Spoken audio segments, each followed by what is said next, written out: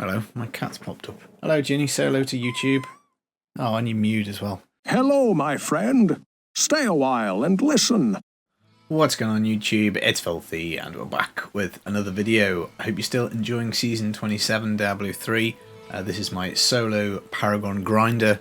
This is the Wave of Light Legacy of Dreams monk with the Sanctified power, which really does hit very hard. I think my best time so far is 125 in 4 minutes.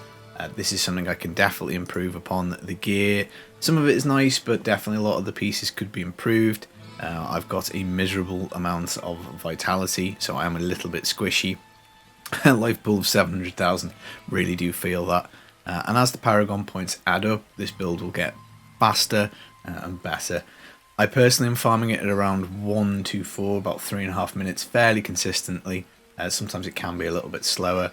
We will talk about the kind of mechanics and the potential issues this build has. But I think for me, pound for pound, this is the highest speed farm build that we can do.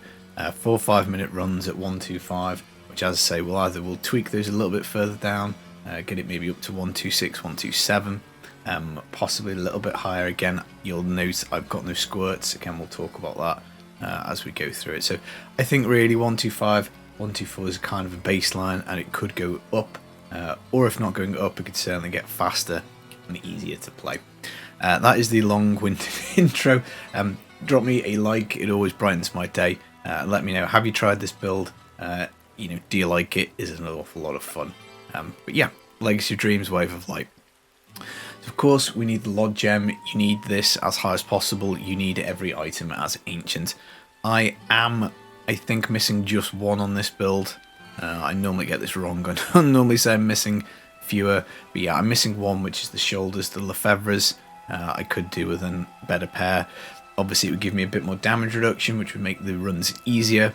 And I could also get this up to like the 50% on the modifier, because when you do Cyclone Strike, it gives you a 47% damage reduction on this case. But yeah, you want all of your pieces at ancient if you can't get them.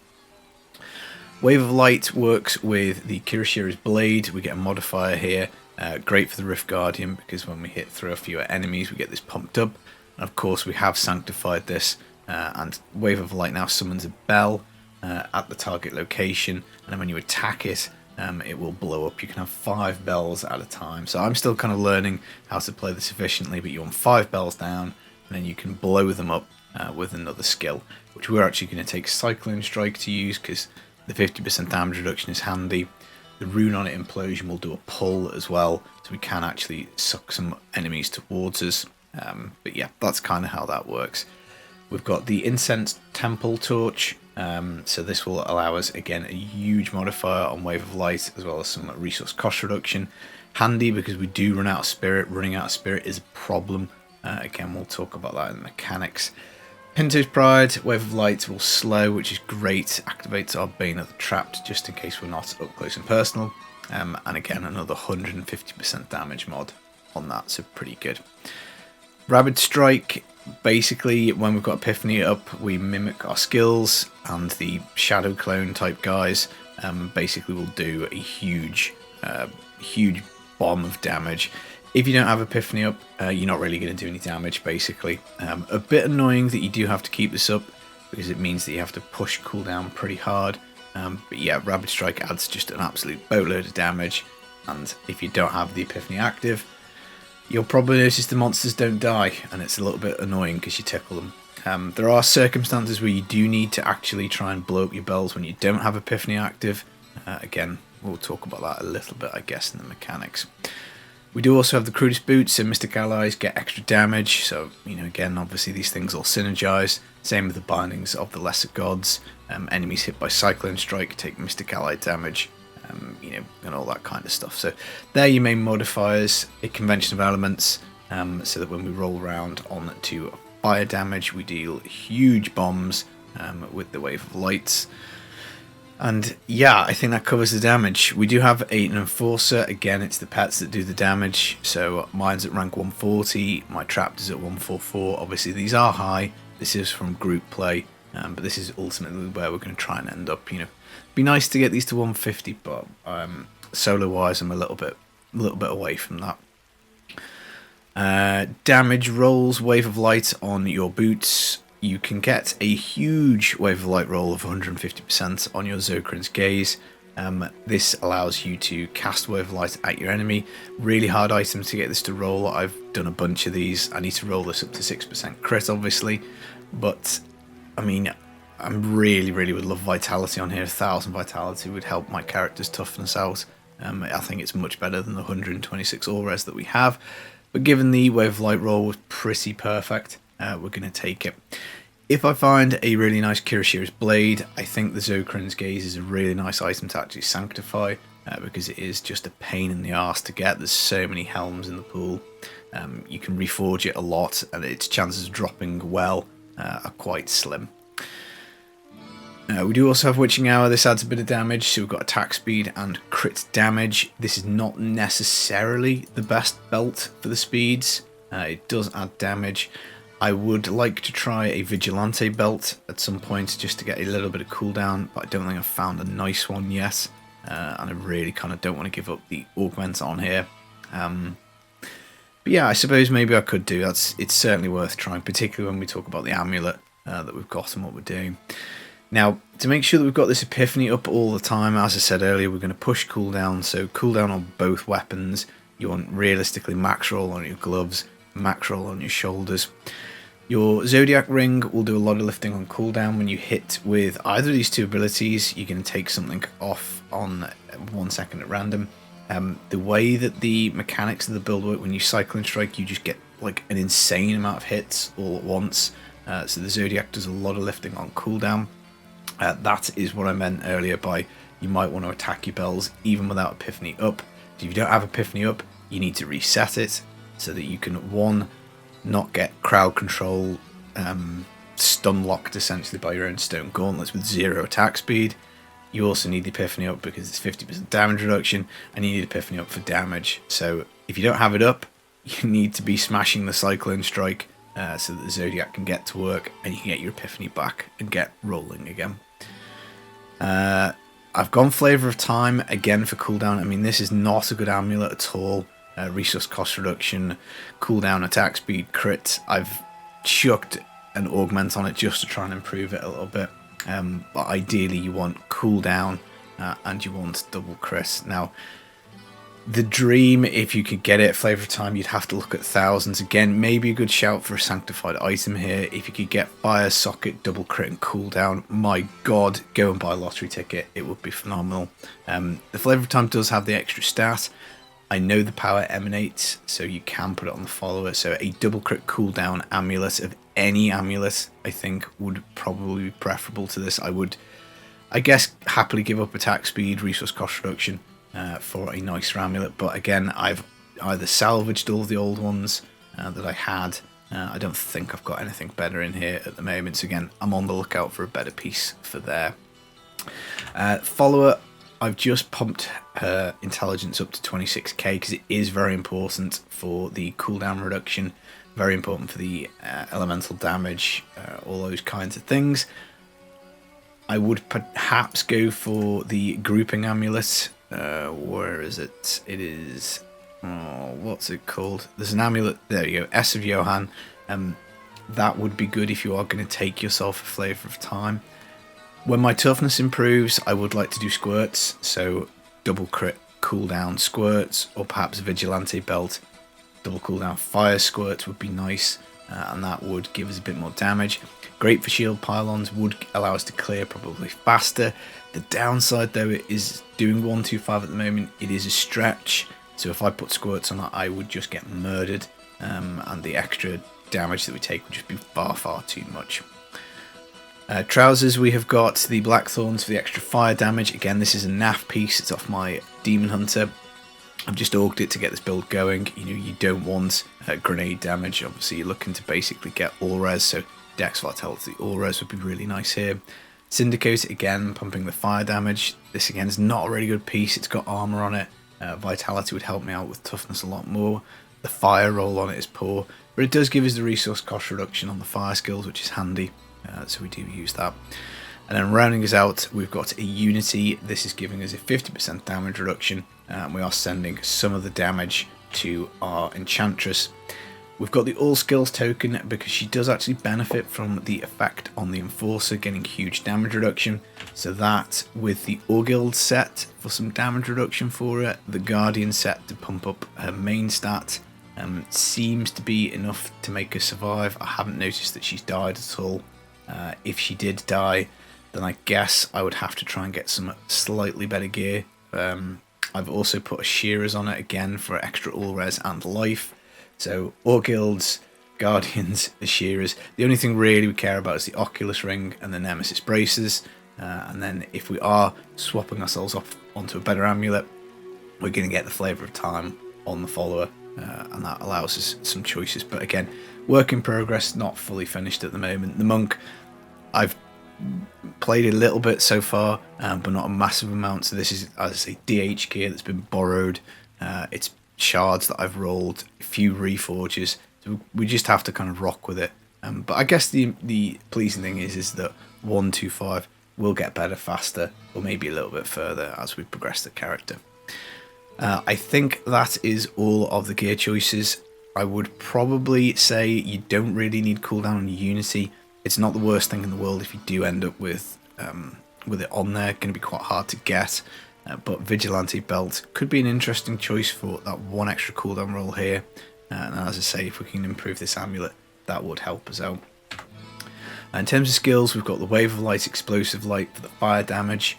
We've got the Cyclone Strike Implosion for the extra damage, the damage reduction, the grouping. Mystic Ally, Air Ally. When you run out of spirit, you want to try and pop this. Again, Zodiac will work to bring this back fairly fast. If you can avoid popping this, don't pop it unless you need it, because then the Zodiac has to work harder to keep up the Epiphany. But if you don't have any resource, you can't attack. There's no generator in this build. Wave of Light spends resource. Cyclone Strike spends resource. So Air Ally, whilst it generates passive Spirit Regen 4s, you do need to pop it quite a few times. Don't be afraid to pop it, but again, just have a little glance before you're about to press it. If you don't need it, don't do it. Epiphany, Desert Shroud. We do get CC immunity, which keeps our Stone Gauntlets going, which is handy. 50% damage reduction is great as well. And then Dashing Strike, Blinding Speed, 40% dodge chance. We're going to try and dodge some of the damage, because as I say, we are a little squishy at 125.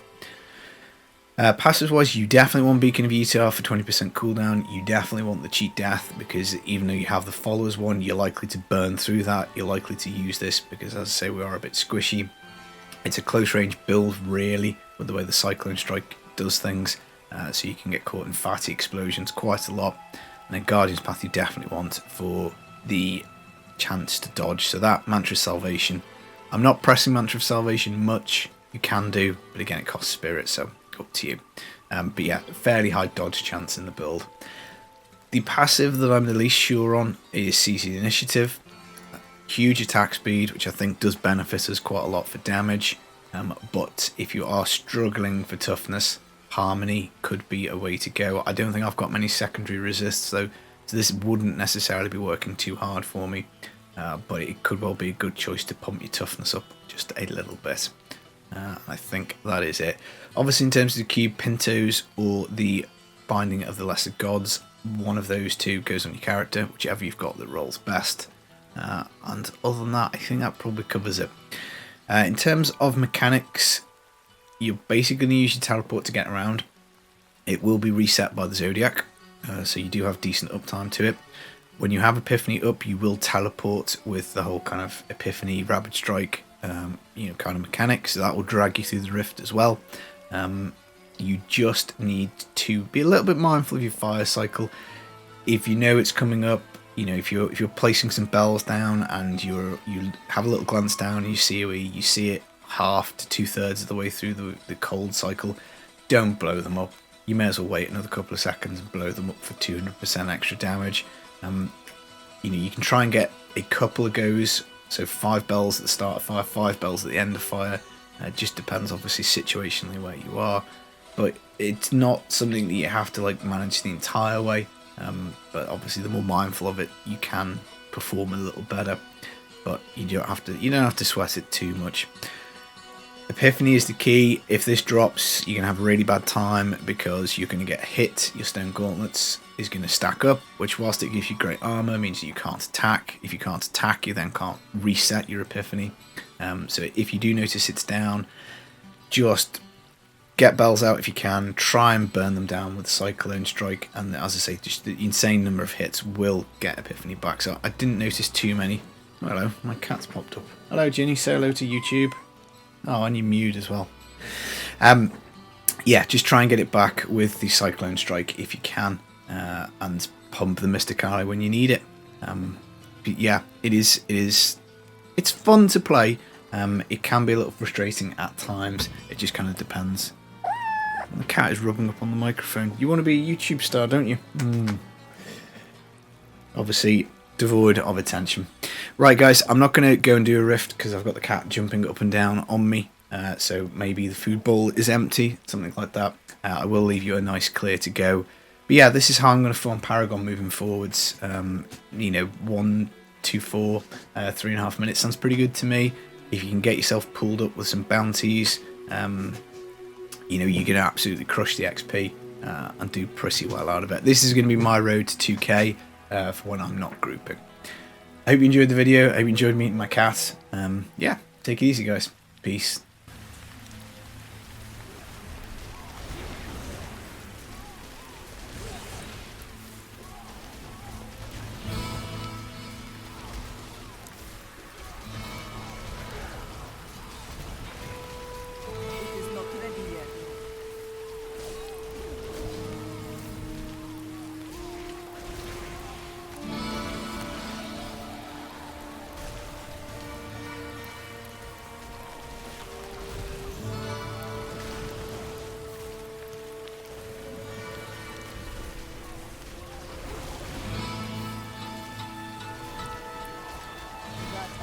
Is not yet recharged. Your flaws are revealed. I must wait to use that ability.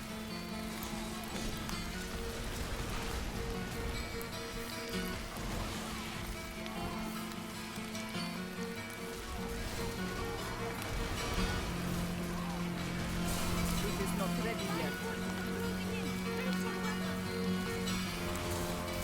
The gods strike through me. I must wait to use that ability.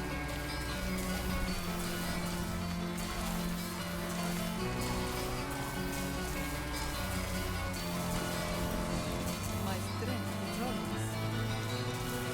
It cannot be done. The storm breaks.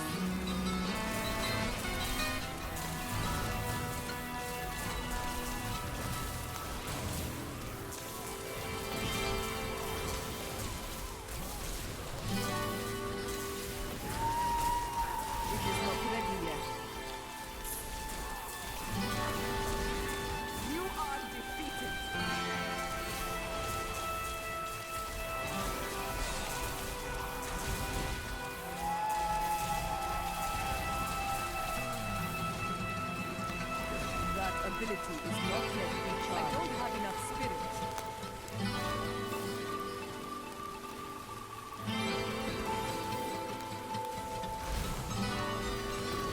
I must wait to use that ability. You are defeated.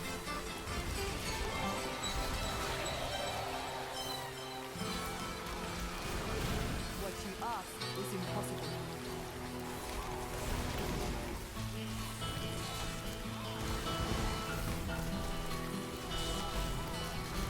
I will not. Your strength fails.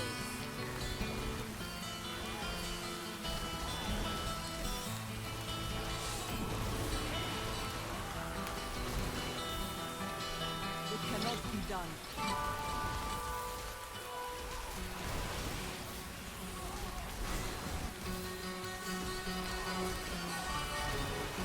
What you ask, the gods strike through me.